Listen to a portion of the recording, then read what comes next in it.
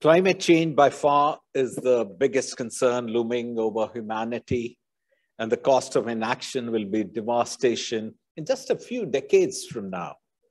Barack Obama, the former US president, had rightly said, we're the first generation to feel the effect of climate change and the last generation who can do something about it. Clearly, when it comes to the environment, there is no plan B. As a society, as business, as a human race, it is our duty to protect the only planet we have. Morning, everyone. Delighted to welcome all of you. It's been a fascinating morning today. And the Climate Tech convening India, I think it's a great forum. The objective are to catalyze the climate tech ecosystem in India, much like what has happened with the fintech ecosystem. Co-organized by Federation of Indian Chambers of Commerce and Industry, and EDF, or Environmental Defense Fund. This is the first major event under this initiative. This forum today comes at a very opportune time, just days after India's Union Cabinet ratified India's national determined contribution under the Paris Climate Agreements, and after the US announced the most consequential climate legislation perhaps in the history. India is a clear, very important player in this crusade, being the world's second most populous country, which will become the most populous country not very far from now, and one of the fastest growing emerging economies. Our country holds the dual responsibility to meet the development needs of the billion-plus population and maintain a sustainable growth path. This requires managing our production and consumption-based activities to bring prosperity to all its citizens within environmental boundaries and in an inclusive manner. In recent years, we have seen an increased climate awareness in the country. The government and industries in India are aware of the need and the benefits of addressing climate change. For instance, it is estimated that India can gain absolutely what John was talking about, trillions in economic value by acting on climate change. On the contrary, in the absence of any positive climate action to mitigate climate change, the Indian economy could lose trillions of dollars. The Indian government is already playing a proactive role in raising environmental consciousness of people and bringing regulations and policies that will safeguard environmental concerns. Our Prime Minister's vision for India, leading the way globally for betterment of the planet, is commendable. The enabling environment is an essential first step for climate and business. Introduction of Panchamrit, a one-word movement, life, i.e. lifestyle for environment at COP26, are one of the great measures that will lay the foundation for enabling climate awareness and tech. The PM's announcement of net zero by 2070 at Glasgow is fully supported by the industry. The country is on a journey towards reducing greenhouse gas emissions from industry, recirculating materials that could significantly reduce environmental impacts. These circularity measures are intrinsic to a journey towards our net zero targets. In fact, we are now witnessing circularity or circular economy discussions moving from a predominantly business-centered perspective to a much broader public discourse. Further, many leading circular economists foreshadow that the substantive digitization of the economy and the emerging industry revolution could substantially accelerate the decoupling of growth from the resource use. In this changing technology landscape, things that were products can become services. Information that was impossible to know now can be tracked. One of the greatest impacts will be in the circular economy. The idea that natural resources are used in an effective and sustainable manner. The way ahead is going to be a transition from net zero to net positive. This has recently gained significant traction, particularly in the global business community and advanced economies, as they begin to confront increasing resource scarcity and the inflation that we are all witnessing. But while India has its heart in the right place when it comes to adopting measures for mitigating climate change, we do need wider participation and meaningful collaboration to realize our environmental goals. I truly believe that the corporate sector will be one of the most important stakeholders in the path towards sustainability.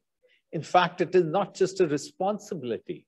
It is something that consumers are increasingly demanding of us. Therefore, as businesses, the onus to integrate sustainability within the fabric of a system and avoid collective inertia is on us. For without a healthy planet and society, there cannot be a healthy business, and the cost of not acting is significantly higher. Indian businesses and industry are increasingly engaging with the concept of circular economy and voluntarily initiating practices in this direction. Let me give you an example from Hindustan Unilever Limited, a company that I'm honored to lead. We are committed to taking smaller steps to collectively and positively impact climate change. We have set ambitious science-based targets, and we are working to eliminate carbon emissions from operations by 2030 and reach net zero emissions across the value chain by 2039. We are very clear that the fossil-based chemicals which are used in our detergent products will be eliminated by 2030. To reduce our carbon footprint, we are investing in new technologies, switching to renewable resources, and innovating to transform our factory operations. Now, we have also announced a plan to tackle the most visible environmental issue in the consumer goods industry. That's plastic packaging, which in many ways has become public enemy number one. We have set bold targets globally that include halving the use of virgin plastic and helping to collect and process more plastic packaging than we use in our finished goods. In India, in 2021, we collected more plastic waste from the streets than the plastic we use in the packaging of our finished goods. That's more than 120,000 metric tons. Now, let me give you another example. That's water.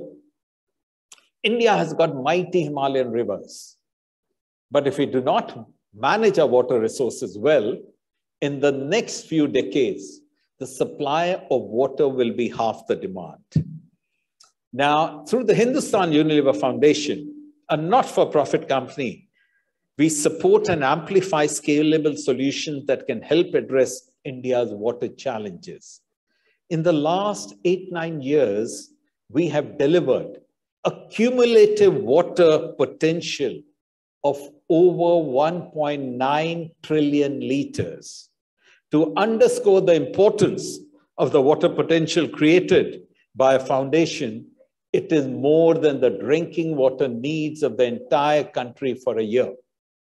Now, you might wonder, what has Hindustan Unilever got to do so passionately about water? Now, like I said, water is so critical for us as human beings, for the society. Now, there is also an enlightened self-interest. When you get up in the morning, you would brush your teeth, hopefully with Pepsodent or Close-Up, you'll need water. You will need a refreshing cup of tea. Hopefully it is Brook Bond or Taj, or if you are a coffee drinker, it is brew coffee, you'll need water.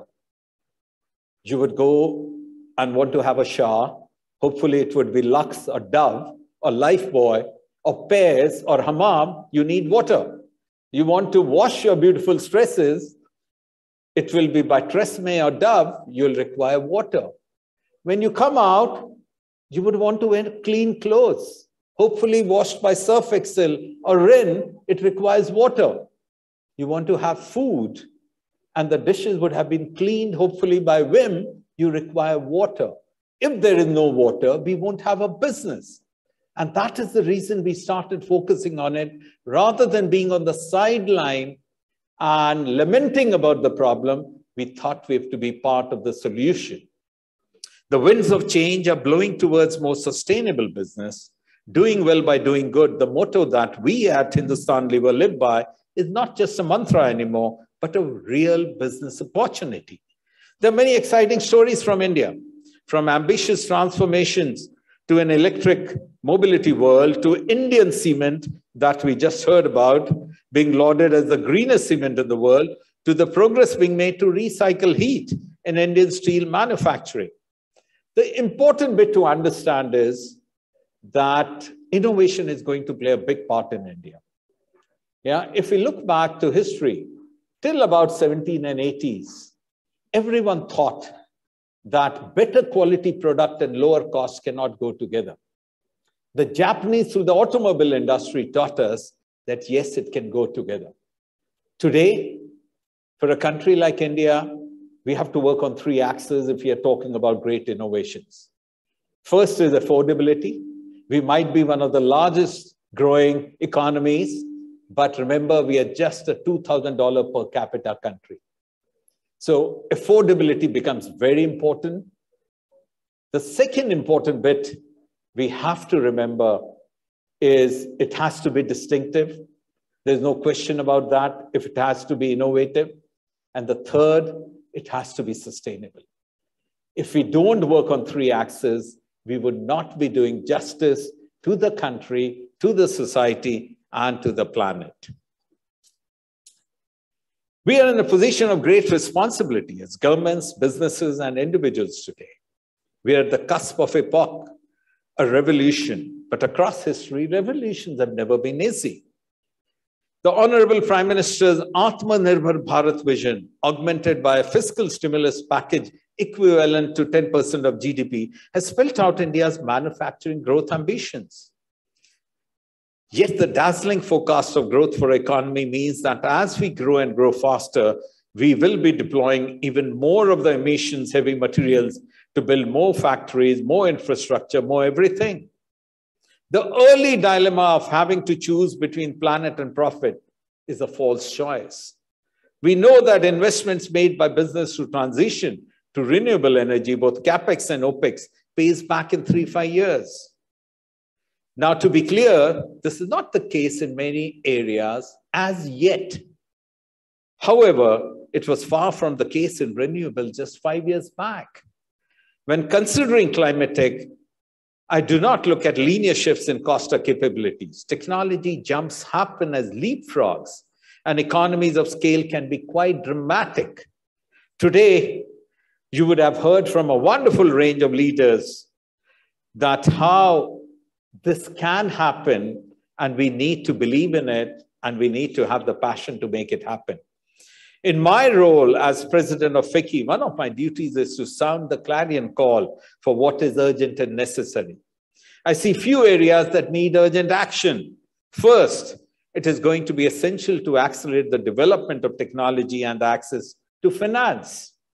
There needs to be the same urgency as we displayed in the global COVID-19 vaccine rollout to technology transfer. Industry requires to invest more in R&D. We are not going to be able to make transformational scientific breakthroughs without resourcing their development. Towards this, we need deeper partnership between government, industry, research organizations, and more importantly, investors. FICCI will support all such efforts to accelerate the pace of investments and innovations in India. Further, rapid degradation of environment has also given rise to development of eco-friendly end-to-end construction mechanism from materials, methods to equipment with parameters of reduced carbon footprint, energy efficiency, and water conservation. Again, innovation lies at the heart of this transition.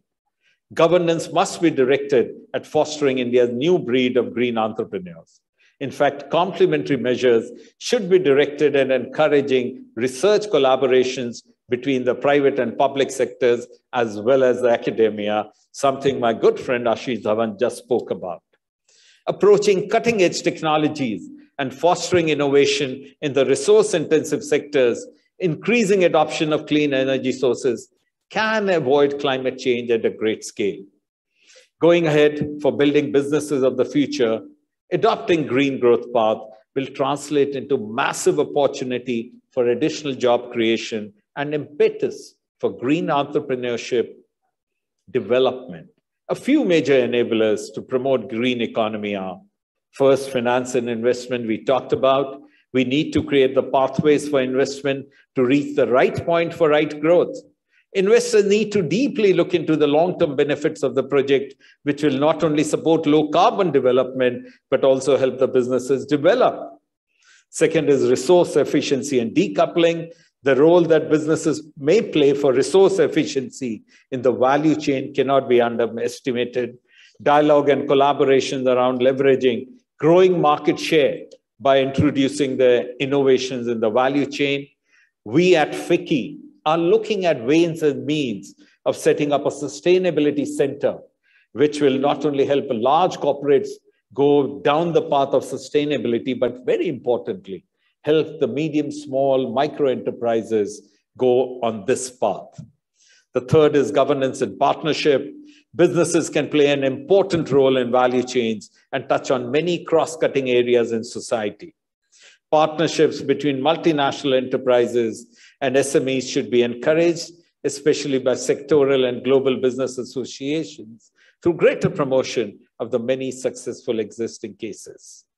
Lastly, as we all know, the principle of sustainable development consists of three important aspects: economic, environmental, and social. Human well-being lies at the very heart of this principle. The development of policies and initiatives towards realizing the net positive must be positioned in the context of the principle of sustainable development to ensure that the human dimension is never neglected. We will need purpose-driven and compassionate leadership to ensure that no one is left out on a journey to a sustainable future. Over the last 100 years, businesses may not have paid enough attention to environment and society while chasing growth. As businesses that consume the planet's resources and were born to serve the society, we have the responsibility, now more than ever, of making sustainability integral to our growth stories. Top-line growth, profitability, competitiveness are very much on the agenda, but it cannot be achieved at the cost of planet or the people. I hope through this forum, we will be able to find out ways to support mutual beneficial partnerships and interdependencies. I hope we will be able to have a fruitful engagement and widen the scope of commonly agreed environmental agenda through progressive dialogues for a sustainable future. Thank you. Thank you for listening to me, and thank you for being here today.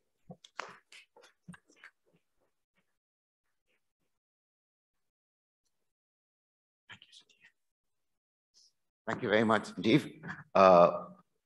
Enlightened self-interest. Hold on to that, because that is going to be the theme across the board for all of our sessions today. I am the harbinger of slightly bad news, which is that we are running a little short.